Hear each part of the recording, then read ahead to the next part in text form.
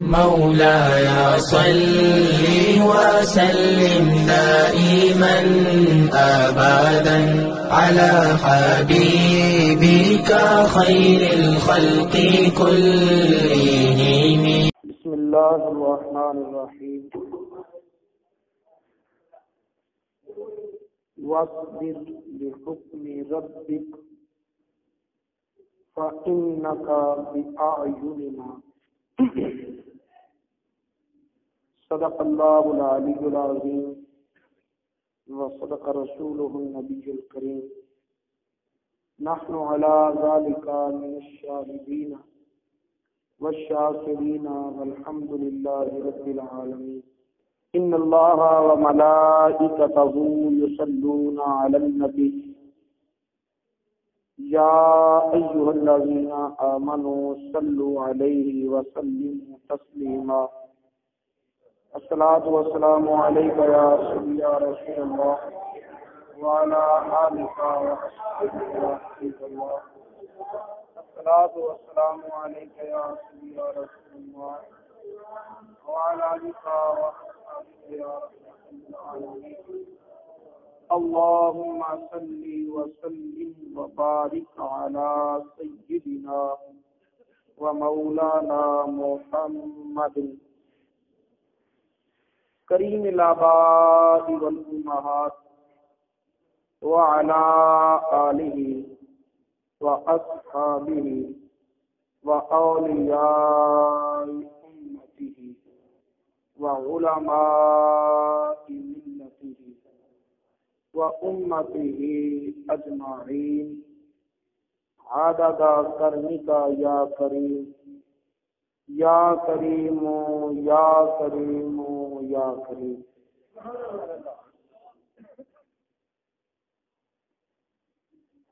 بانی محفل حاجی محمد یوسف صاحب،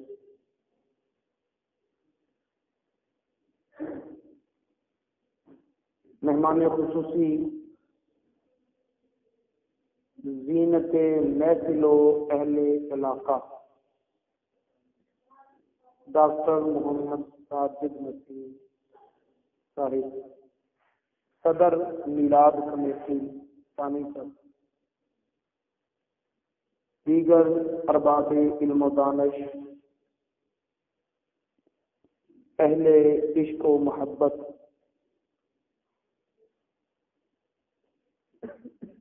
انتہائی مسرت کے لمحات ہیں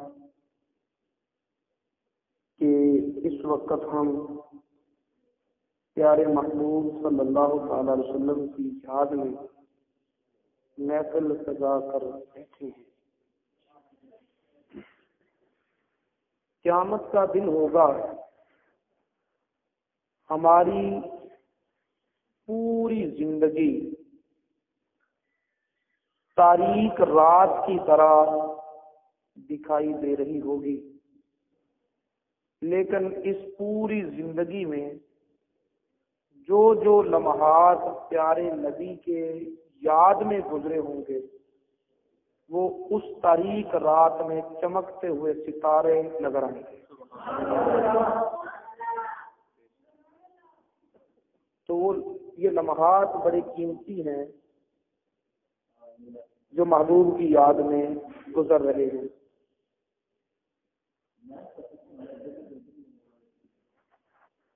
میں اپنی گفتگو کو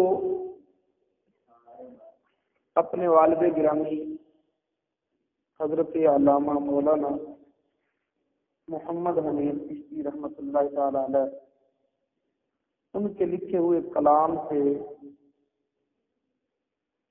شروع کرنا چاہتا ہوں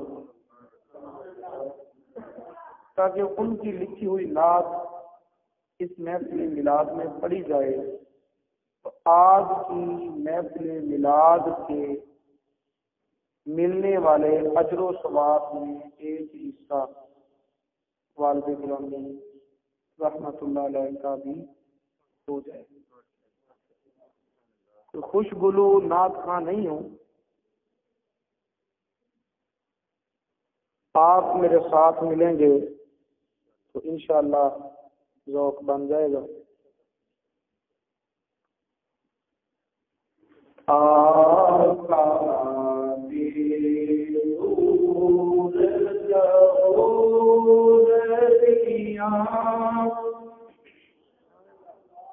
وحدت بکریاں کلیاں میں آقا نے نور ظہور دیا وحدت بکریاں کلیاں میں ہوئی بات ربی رحمت دی ہوئی بات ربی رحمت دی تب نوری نوری کلیاں میں آقا نے نور ظہور دیا وحدت بکریاں کلیاں میں ایکو یار تیرا تمامی دے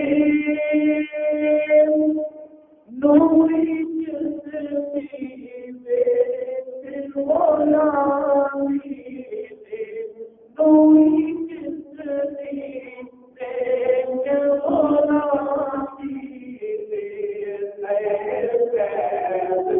محمد کے تارے محمد کے تارے کل نبیان سب ولیان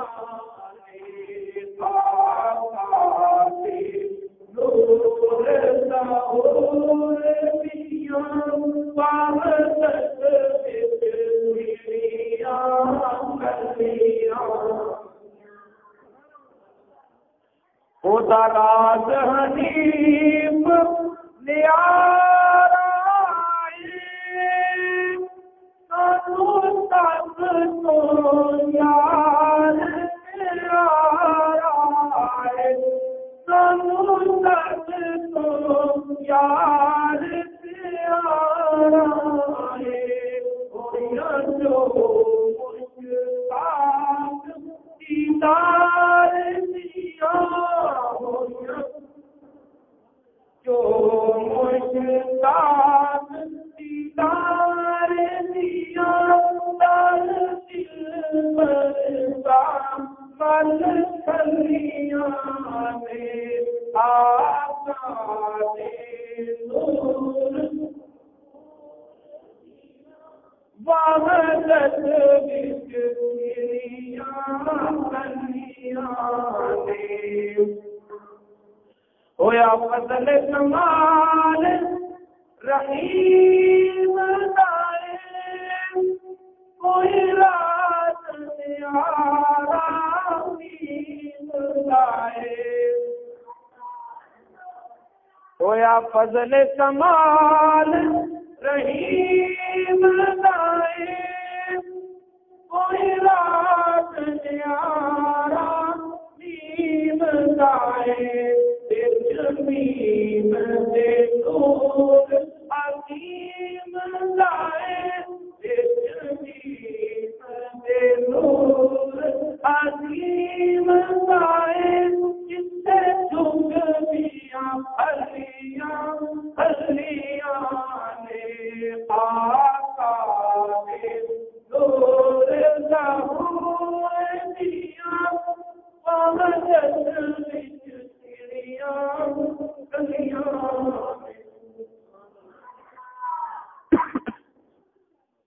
حضرین محترم بات کچھ اس طرح ہے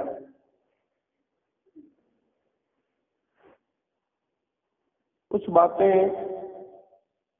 بعد والی بات کو سمجھانے کے لیے تمہید ہوتی ہے وہ بطور مثال ہوتی ہے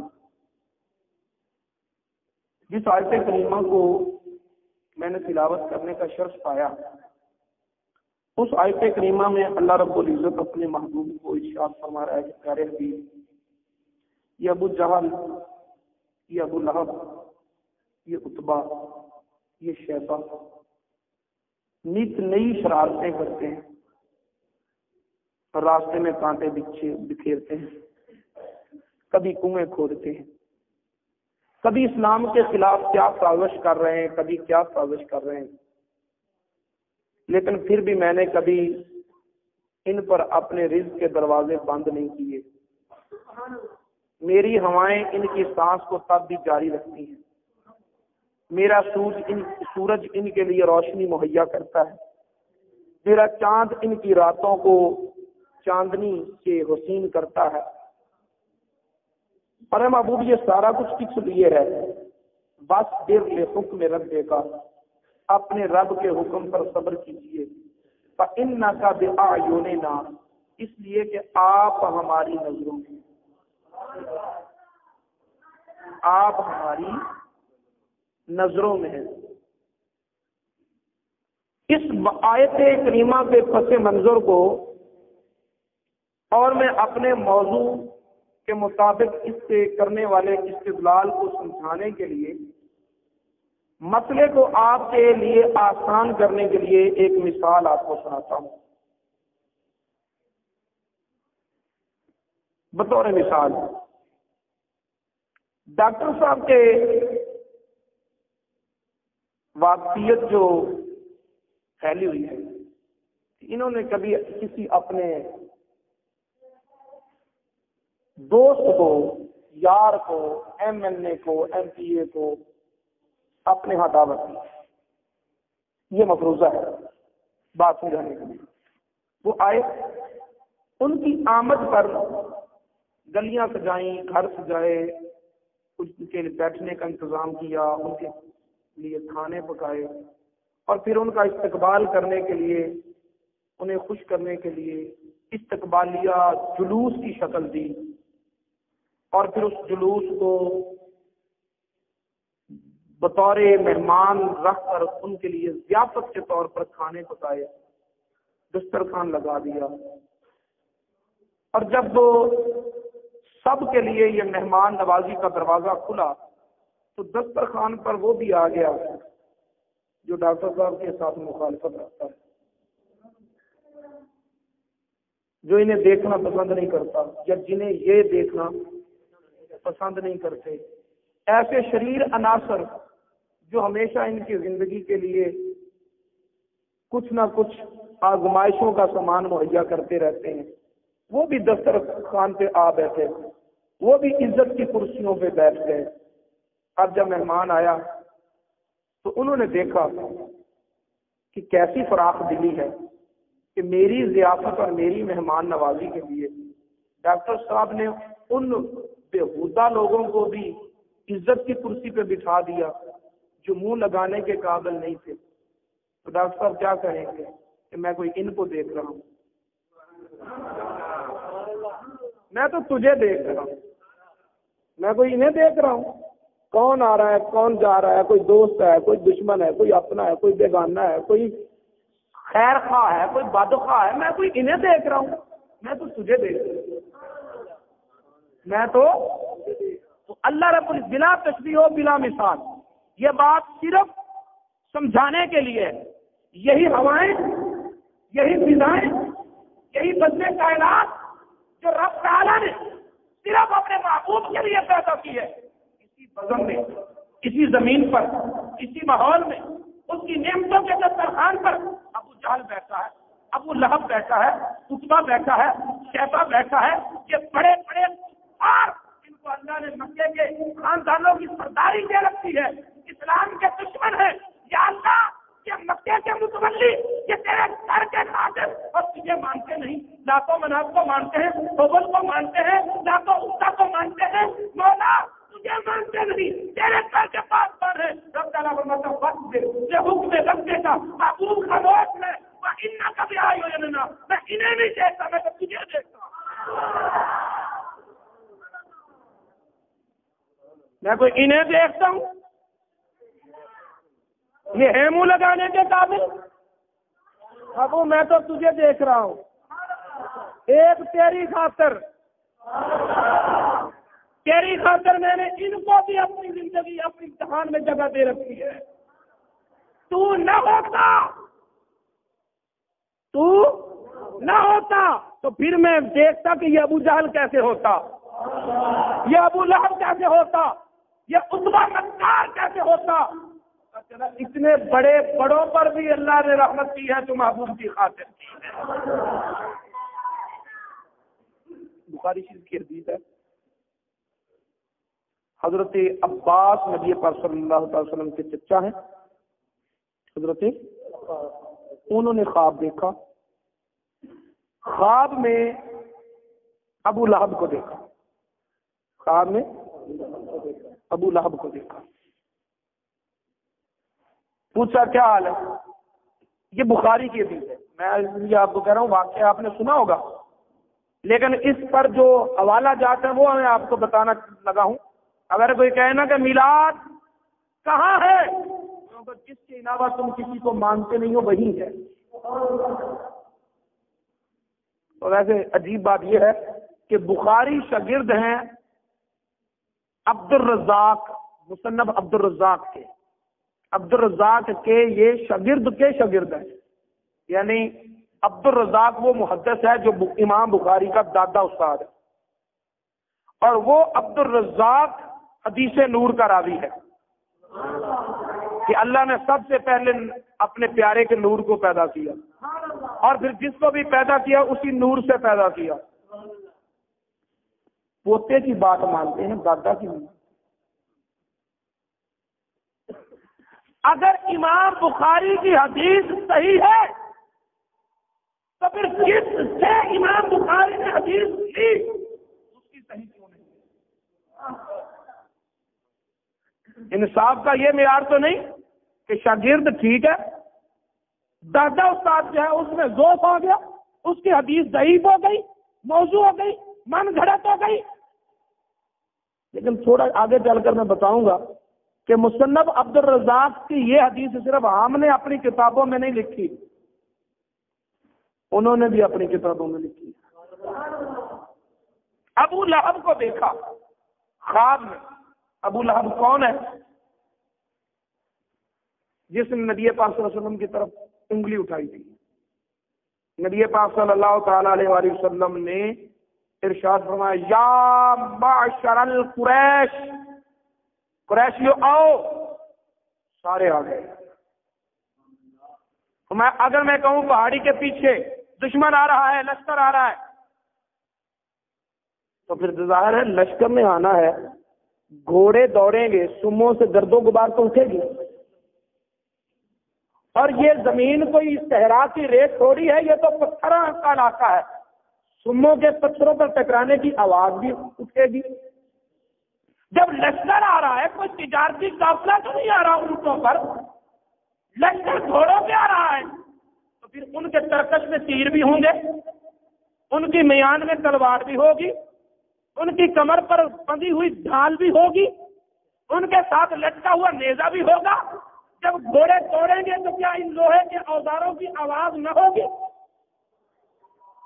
لیکن انہوں نے کہا محمد صلی اللہ علیہ وسلم تو سچا اتنا ہے کہ ہمیں اڑتا ہوا غبار دکھائی دے گا نہ، ہمیں گھوڑوں کے سموں کی تاب سنائی دے گا نہ، ہمیں اسلحہ کی چھنکار سنائی دے گا نہ دے۔ جب تو کہے گا کہ پہاڑی کے پیچھے لشکر آ رہا ہے تو ہم مان جائیں گے کہ لشکر آ رہا ہے، کیونکہ تو سچا اتنا ہے۔ 40 سال ہو گئے ہیں کبھی تیری زبان سے جھوٹ سنا نہیں۔ سچائی ہو تو ایسی، توجہ ہے تو ذرا بول دو، سچائی ہو تو ایسی مانیں گے۔ فرمایا اگر مجھے اتنا سچا مانتے ہو نا تو پھر میں اسی سچی زبان سے کہہ رہا ہوں کہ اللہ کے سوا کوئی معبود نہیں۔ ان لات و عزا کو اللہ کے گھر سے نکال دو، حبل کو اللہ کے گھر سے نکال دو، یہ اللہ کے گھر سے اللہ کے دشمنوں بتوں کو نکال دو۔ سارے چھوڑ کے چلے گئے۔ اس مجمع میں ایک ابو لہب نے انگلی اٹھائی اور وہ لفظ بولا، اس لفظ کو ادا کرنے کے لیے کسی ایمان والے کی زبان اجازت نہیں دے گی، اور کہا کہ اس لیے تو نے ہمیں بلایا تھا۔ جب ابو لہب نے یہ کہا نا تو پھر رب تعالیٰ نے فرمایا محبوب تو نے نہیں کہنا، میں بولوں گا۔ تو میں تبت یدا ابی لہب و تب، انگلی اٹھانے والے انگلی نہیں، تیرا ہاتھ ٹوٹے، ایک نہیں دونوں ٹوٹے۔ اور پھر فرمایا بس تب، صرف ہاتھ کیوں ٹوٹے، تو سارے کا سارا تباہ و برباد ہو جائے گا، سارے کا سارا تباہ ہو۔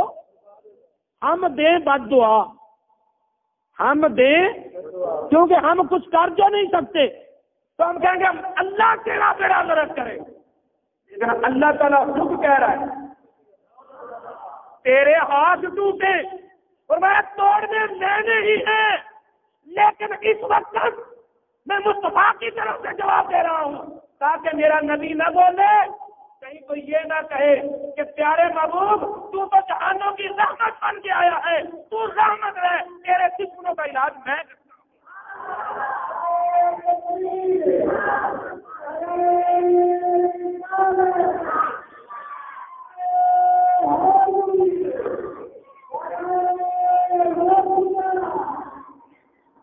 اب مجھے یہ بتائیں، جب قرآن میں آ جائے اور خدا کہہ دے ابو لہب تو تباہ و برباد ہو جائے، جس کے مطلب قرآن، اس کے لیے کوئی بخشش کی گنجائش ہے؟ کیونکہ ان اللہ لا یخلف المیعاد، اللہ وعدہ خلافی نہیں کرتا، جو کہہ دیا وہ ہو گیا، اس کے لیے کوئی گنجائش۔ اور یہ بات ذہن میں رکھیے گا، یہ جو میں بیان کر رہا ہوں نا استدلال، یہ میرا نہیں ہے، یہ پتہ کس کا ہے؟ محمد بن عبد الوہاب نجدی کے بیٹے عبداللہ کا۔ میلاد سے روکنے والوں کا جو سب سے بڑا ہے نا، جو نجد میں ہوا تھا، جس کو احادیث کی روشنی میں شیطان کا سینگ بھی کہا جاتا ہے، کیونکہ نجد والے نے کہا تھا نا، اللہ تعالیٰ نبی پاک نے دعا کی تھی یمن کے لیے، یا اللہ یمن میں رحمت فرما، تو ایک نجد والا بولا، فرمایا حضور ہمارے نجد کے لیے بھی دعا کرو، آپ نے بولا یا اللہ نجد میں یمن میں رحمت فرما، پھر عرض کی حضور ہمارے نجد کے لیے بھی دعا کریں، آپ نے بولا یا اللہ یمن میں رحمت فرما، تیسری مرتبہ پھر کہنے لگا یا رسول اللہ ہمارے نجد کے لیے دعا فرمائے، تو آپ نے فرمایا وہاں شیطان کا سینگ ہوگا۔ پتہ چلا محبوب جانتے ہیں کس کے لیے دعا کرنی ہے، کس کے لیے۔ وہ جب سینگ ہوا تو اس کے بیٹے عبداللہ بن محمد بن عبد الوہاب، اس نے کہا میلاد کے بارے میں، انہوں نے کہا دیکھو نا وہ کافر جس کے متعلق قرآن کہتا ہے تبت یدا ابی لہب و تب، اس کو دیکھا حضرت عباس نے خواب میں، کہا کیا حال ہے، یہ بخاری پڑھ رہا ہوں، اب بخاری پڑھ رہا ہوں، تو حضرت عباس کو ابو لہب نے کہا کوئی حال نہیں۔ بچوں آپ بھی سمجھیں پلیز، ماحول کو ڈسٹرب نہ کریں، ہو سکتا ہے کہ آپ لوگوں میں سے ہی کوئی کل کا ستارہ ہو،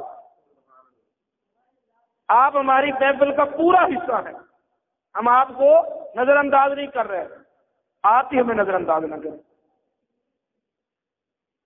ابو لہب کیا حال ہے، اپنے بھائی کو کہنے لگا کوئی حال نہیں، لیکن ایک ہے کہ جب پیر کا دن آتا ہے نا، تو میری انگلی اور انگوٹھے کے درمیان سے ایک چشمہ جاری ہوتا ہے، وہ جام مجھے پلایا جاتا ہے، اس کو پیتا ہوں تو میرا سارے عذاب کی تکلیف مجھے بھول جاتی ہے۔ جب پیر کا دن گزر جاتا ہے تو نئے سرے سے پھر عذاب شروع ہو جاتا ہے۔ پیر کے دن کیوں تیری تکلیف دور کی جاتی ہے، تجھے کیوں جام پلایا جاتا ہے؟ جواب دیا بے کتاب کا تیز حذیفہ، اس لیے کہ میں نے اپنی لونڈی حذیفہ کو آزاد کیا، اپنی لونڈی حذیفہ کو آزاد کیا تھا۔ اب سوال یہ پیدا ہوتا ہے کہ ابو لہب نے اپنی زندگی میں صرف ایک لونڈی آزاد کی تھی؟ عرب کے ماحول کو دیکھو، ہر خوشی پر غلام آزاد کرتے، زندگی میں غلام بھی آزاد کیے، زندگی میں لونڈیاں بھی آزاد کی، لیکن تو اجر ملتا ہے تو حذیفہ کی آزادی آزادی پر. کیوں؟ اس لیے کہ زبیدہ کو مصطفیٰ کی خوشی میں آزاد کیا. زبیدہ کو مصطفیٰ کریم صلی اللہ علیہ وسلم کی خوشی نے آزاد کیا تھا. اب وہ استدلال کرتے ہیں اس حدیث سے، کہتے ہیں کہ دیکھو اس شخص کے بارے میں خدا کا قرآن کہے کہ تباہی، بربادی، ہلاکت ہے، اگر وہ میلاد کی خوشی کرے تو کچھ اجر ملتا ہے. کلمہ پڑھنے والا امتی میلاد منائے گا، اس سے کیا کچھ ملے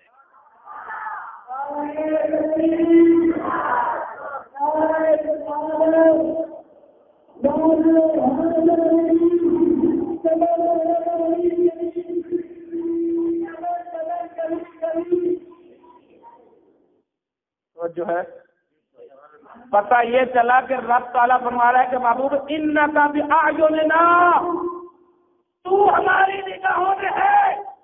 جب کوئی تیرے ساتھ جڑ جاتا ہے یا تیرے لیے کوئی کچھ کر جاتا ہے تو وہ ابو لہب بھی ہو.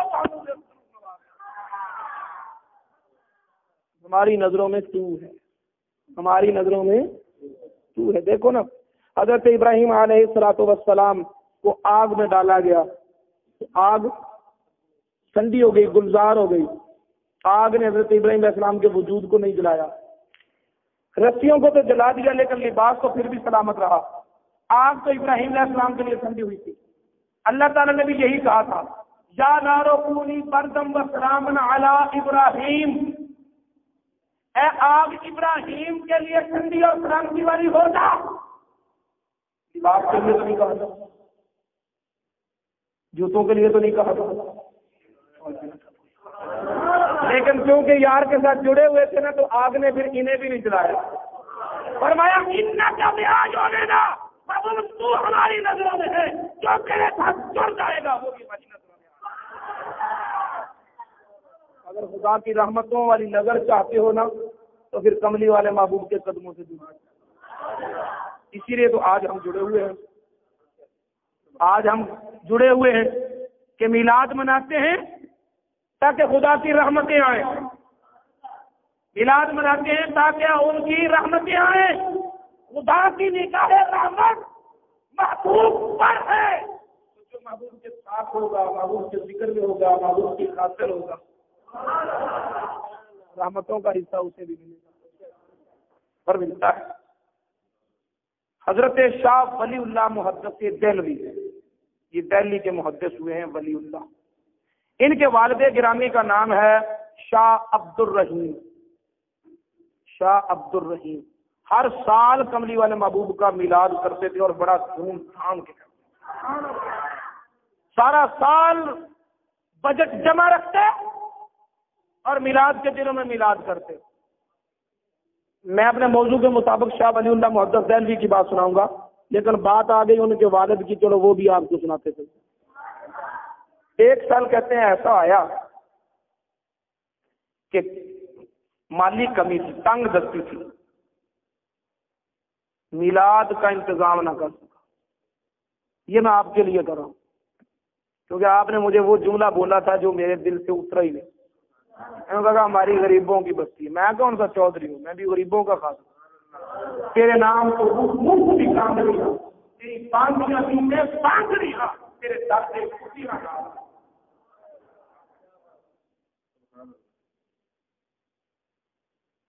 سارا سال گزر گیا، حالات تنگ ہیں، جیب خرچ ہے نہیں، فکر یہ ہے کہ میلاد کیسے منائیں.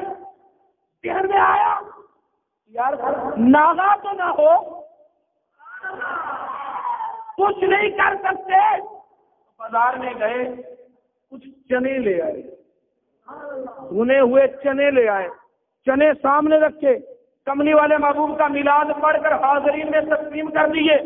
رات کو تک یہی بے چینی ہے کہ نبی کی آمد پر میں مٹھائی نہیں تقسیم کر سکا، نبی کے آنے پر کنڈیاں نہیں لگا سکا، میں بہت بڑا اہتمام نہیں کر سکا. چنے میرے یار کے لائق کہاں تھے؟ بے چینی میں کروٹیں بدل رہے ہیں. اسی رات مقدر کا ستارہ چاندہ اور مدینے کا تاجدار آیا کہ میں نے دیکھا کہ محفل سجی ہوئی ہے، کملی والے کا دل تکلیف فرما ہے اور سامنے پلیٹ میں وہی میرے چنے پڑے ہیں.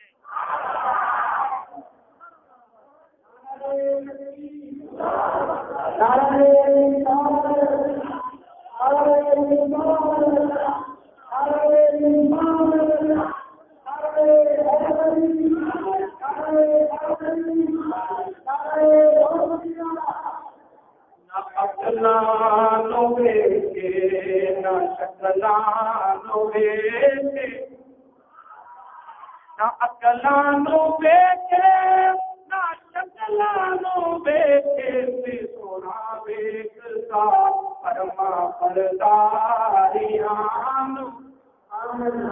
تو دلوں کا خلوص دیکھتے ہیں، چنے بھی قبول کرتے ہیں، لیکن اگر دل میں خلوص نہ ہو تو پھر بڑی وہ محبوب ہے جو عرش کے اوپر چلا گیا، اسے ہماری جھنڈیوں کی کیا ضرورت ہے؟ یہ تو ان کی لاجپالی ہے جو ہم پر کرم فرماتے ہیں۔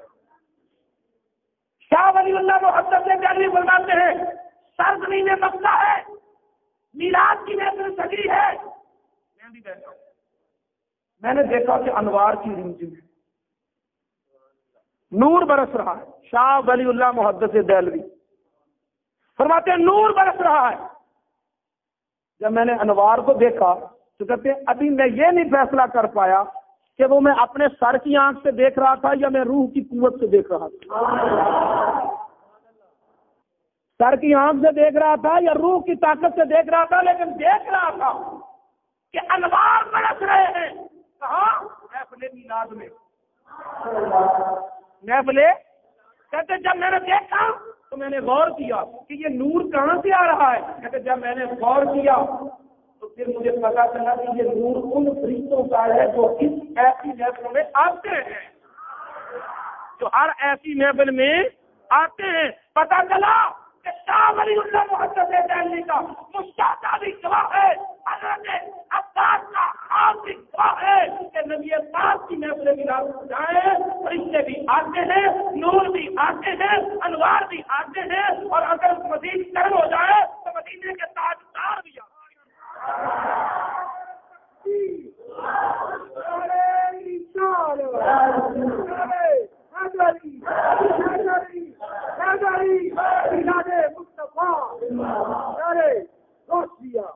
بڑی آپ کی توجہ چاہوں گا، کہتے ہیں اچھا تم کہتے ہو ہماری محفل میلاد میں سرکار آتے ہیں؟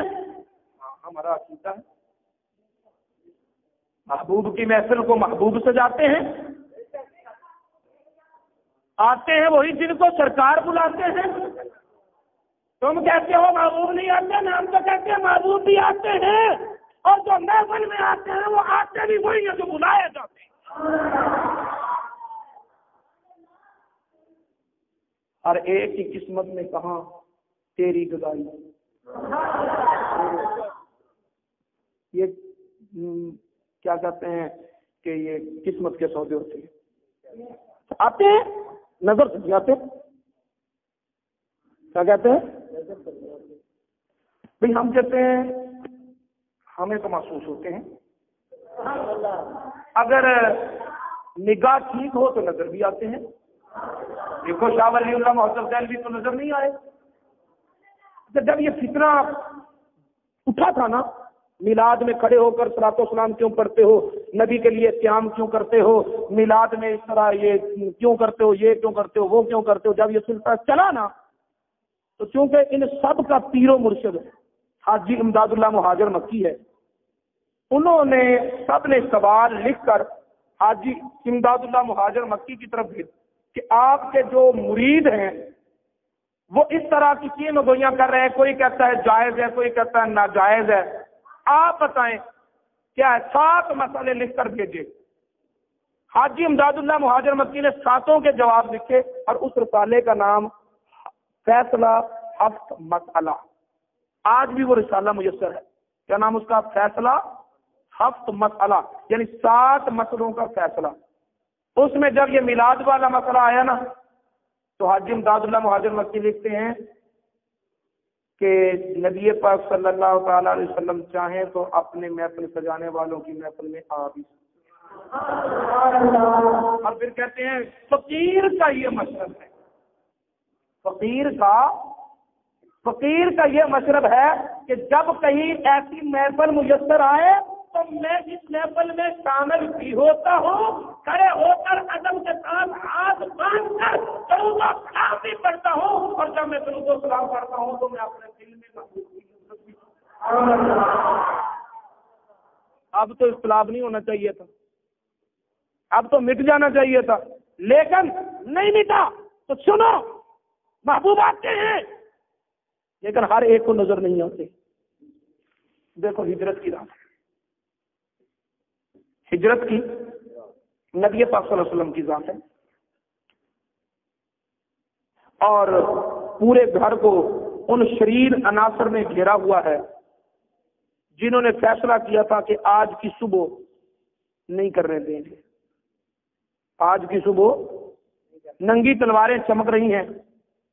پورے قریش کے تمام تر قبیلوں کے گنے چنے افراد نے گھر کو گھیرا ہوا ہے.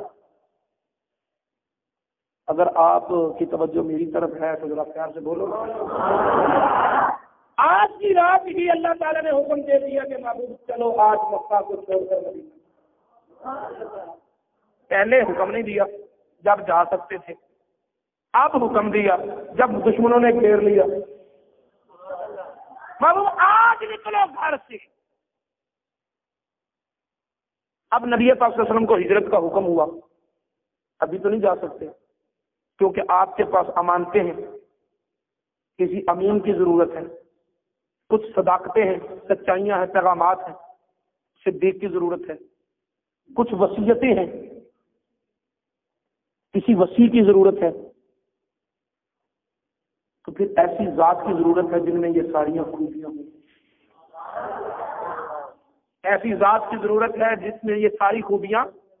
اب نبی کی نگاہ نے جب انتخاب کیا تو کس کا؟ کہا علی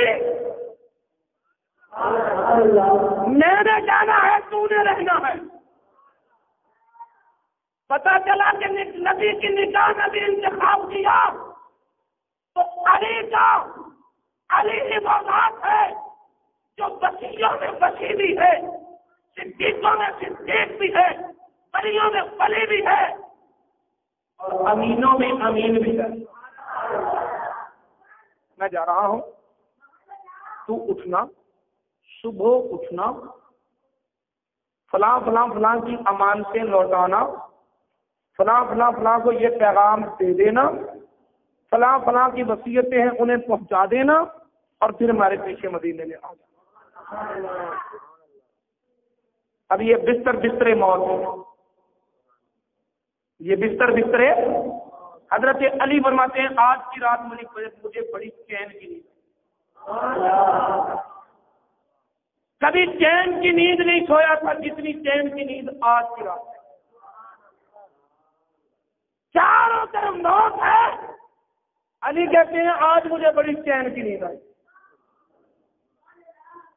اس بے چینی کی ایک ہی وجہ ہوتی ہے کہ نہ جانے موت کب اور کس حال میں آ جائے. اللہ والوں کو بے چینی، سب سے بڑی بے چینی اسی بات کی ہوتی ہے، اس لیے وہ اپنی ہر حالت کی حفاظت کرتے ہیں کہیں کسی بری حالت میں موت نہ آ جائے. موت کا ایک دن معین ہے. نیند کیوں رات بھر نہیں آتی؟ نیند اس لیے رات بھر نہیں آتی کہ یا اللہ جب بھی موت آئے تو میں اچھی حالت میں ہوں. علی کہتے ہیں آج مجھے بڑی چین کی نیند آئی. کیوں؟ اس لیے کہ ہر رات جب سوتا تھا بے چینی یہ ہوتی تھی کہ کہیں سوتے سوتے حضرت میں نہ مر جاؤں. لیکن آج نبی نے کہا علی میرے بستر پہ لیٹ جا، صبح اٹھنا، صبح اٹھنا، امن سے لوٹانا، پیغام دینا، پھر آنا. علی کہتے ہیں آج میں چین سے سویا. کیوں؟ اس لیے کہ موت کسی بھی حالت میں کسی بھی رات آ سکتی ہے، لیکن علی آج نہیں آ سکتی کیونکہ نبی نے کہہ دیا صبح اٹھنا.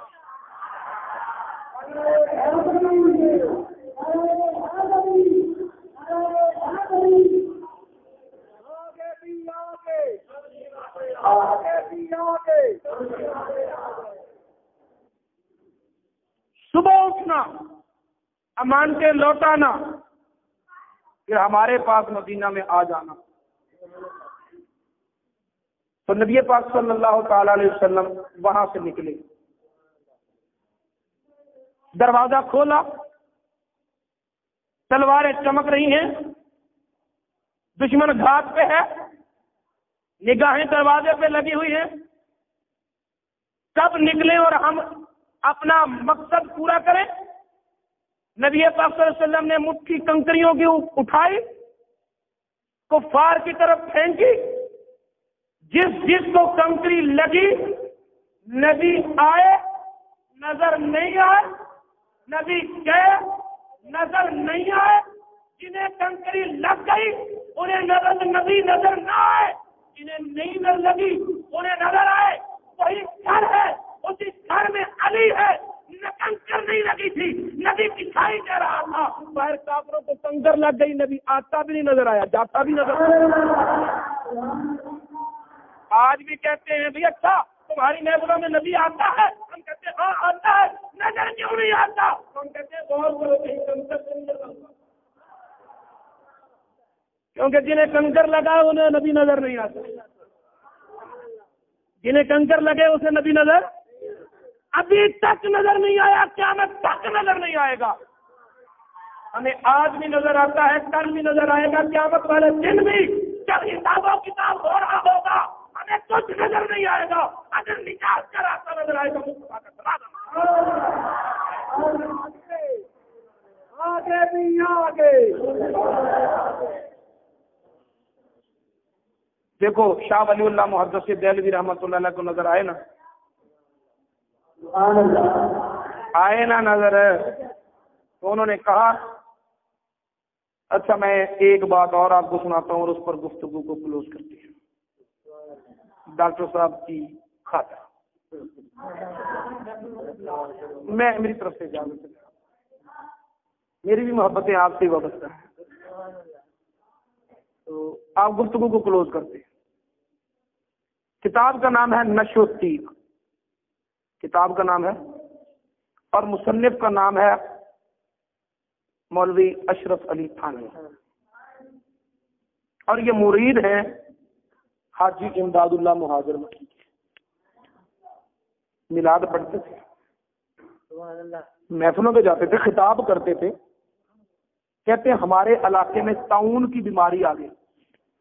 اب طاعون کا مرض کتنا جان لیوا ہے، یہ پاکستان بننے سے پہلے نا اس ہندوستان میں آیا تھا، ایک دن میں کچھ 70 جنازے ایک بستی سے اٹھتے تھے۔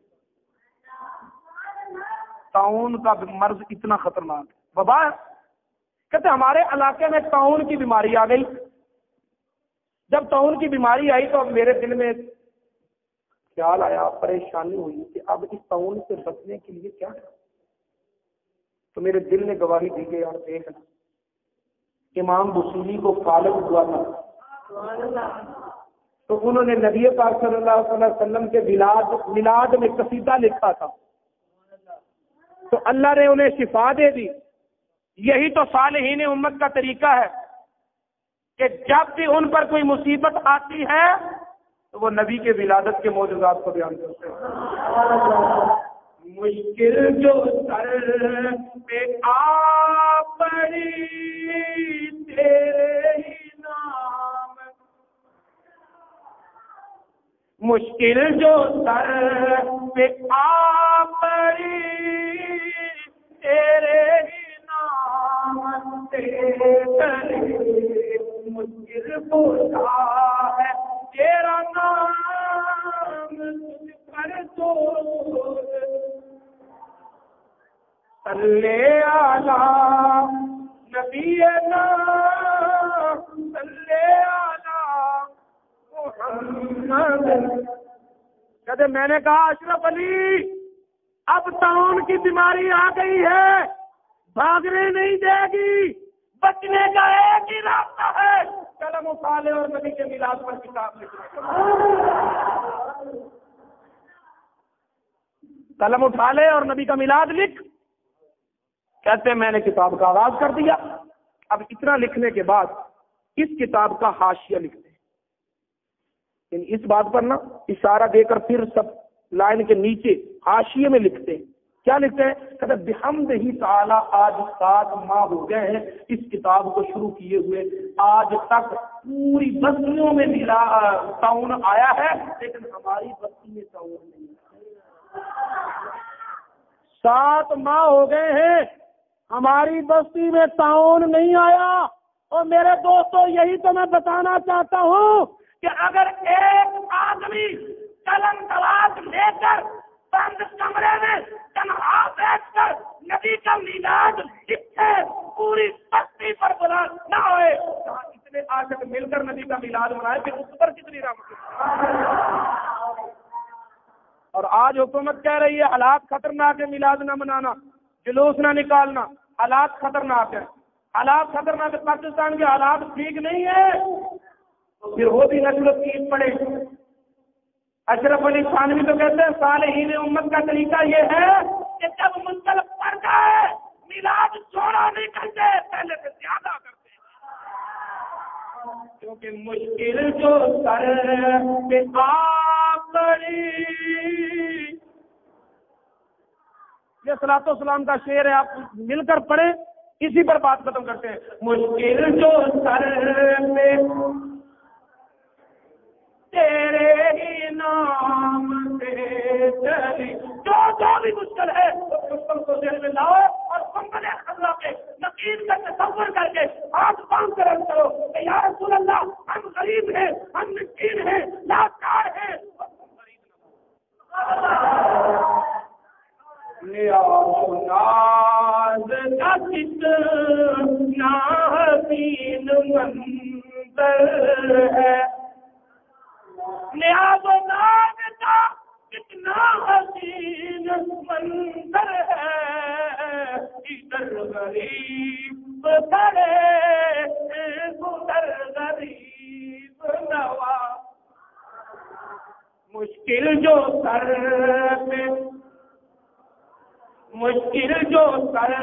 پہ آ پڑی تیرے ہی نام، یا رسول اللہ کیا سردی عام ہو گئی، پاکستان کے حالات بگڑ گئے، مولا ہمارے گھروں میں ہمیں حفاظت نہ رہی، مشکل جو سر، کہاں جائیں کدھر جائیں، کس کے آگے روئے، یا رسول اللہ مشکل جو سر پہ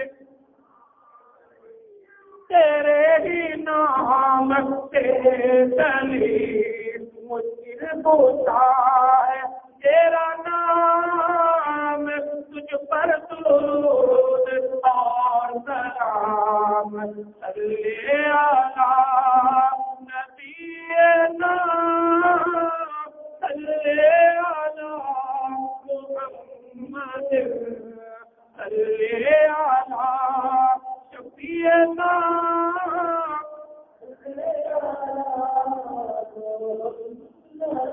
وما علینا مولاي صل وسلم دائما أبدا على حبيبك خير الخلق كلهم